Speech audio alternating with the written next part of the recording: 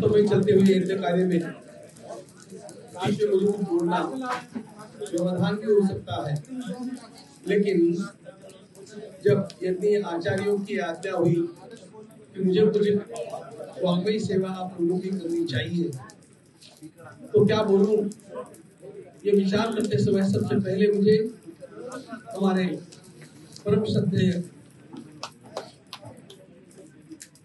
अशोक जी की याद आ गई।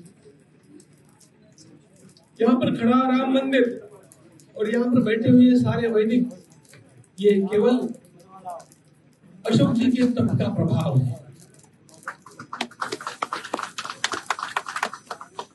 वे स्वयं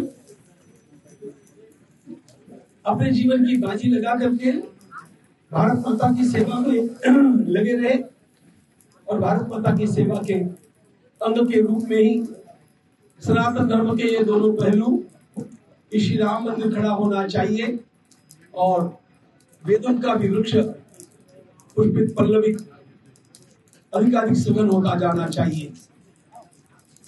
यहाँ पर बैठे हुए वैदिकों में से अधिकांश वैदिक, मेरा विश्वास है, उनके द्वारा प्रेरित निर्मित वेद विद्यालयों के माध्यम से खड़े हुए हैं। और ये तो सारा विश्व जानता है कि राम मंदिर के लिए उन्होंने किस प्रकार का भीषण संघर्ष किया, सारे संतों का समन्वय किया और समन्वय के माध्यम से एक विलक्षण शक्ति का जागरण किया और उस शक्ति का प्रभाव है कि भगवान का यह मंगलमय मंदिर आखिर खड़ा होकर के ही रहा। हम उस मंदिर के निर्माण कार्य के पूर्णता की ओर है, एक संकल्प हुआ, उस संकल्प के सिद्धि की ओर है और ध्वजारोहण इसका अंतिम पर्व है।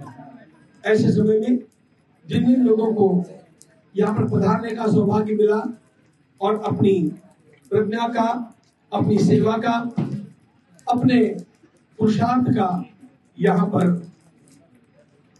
सेवा में अर्पण करने का अवसर मिला, वे सारे के सारे धन्य हैं। वैदिक जब वेदों का उच्चारण करते हैं या हमारे वैदिक यजमान भी जब मंदिरों में कोई यज्ञ यागादि कर्म करते हैं, वे स्वयं के लिए नहीं होते हैं, वे पूरे राष्ट्र के लिए होते हैं, वे मानवता के कल्याण के लिए होते हैं। हम लोगों ने सर्वदा यही गाया, सर्वे भवन्तु सुखिनः, सर्वे सन्तु निरामयाः, सर्वे भद्राणि पश्यन्तु, मा कश्चित् दुःखभाग् भवेत्। हम लोग गायत्री मंत्र का जप करते हैं, उसमें ऋषि के द्वारा कहा जा सकता था योग में प्रचोदयात्, ऐसा नहीं कहा, नहा कहा है। इसका अर्थ है हम सबकी बुद्धि। एक व्यक्ति जब करता है और सबके लिए सद्बुद्धि की याचना करता है, उसी प्रकार एक यजमान हवन करता है, पूरे राष्ट्र के कल्याण की कामना करता है। एक वैदिक वेदघोष करता है, वो सभी के कल्याण के लिए करता है, क्योंकि तरंगायित होने वाली ये सारी लहरें सबके कल्याण के लिए होती है। कांची पीठ के परम पूज्य जगद्गुरु शंकराचार्य महाराज परमाचार्य जी एक बात कहा करते थे कि हर स्थान में एक एक वैदिक होना चाहिए कम से कम। उनसे पूछा गया कि एक वैदिक होकर के पूरे गांव का कल्याण कैसे होगा? वे कहते पावर हाउस एक होता है, लेकिन बिजली चारों ओर फैल जाती है। उसी प्रकार एक वैदिक जब वेद का पाठ करता है तो उसकी तरंगे सबका कल्याण करती है। आप लोगों के ऊपर यह अत्यंत बड़ा दायित्व है और इस दायित्व का वहन करने के लिए जो यजमान यहाँ पर पधारे हैं, जो वैदिक यहाँ पर पधारे हैं, उन सबका मैं अंतःकरणपूर्वक अभिनंदन करता हूँ।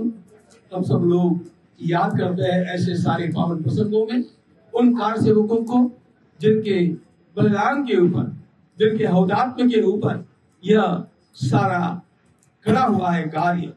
और अत्यंत कृतज्ञता के साथ हमारे देश के अभ्युदय के साथ साथ उन सारे गतात्माओं, हुतात्माओं की निश्रेयस की सिद्धि के लिए, उनके कल्याण के लिए, उनके भगवत चरणों में, भगवत चरणारविंदों में निरंतर विश्राम के लिए भी हम प्रार्थना करते हैं।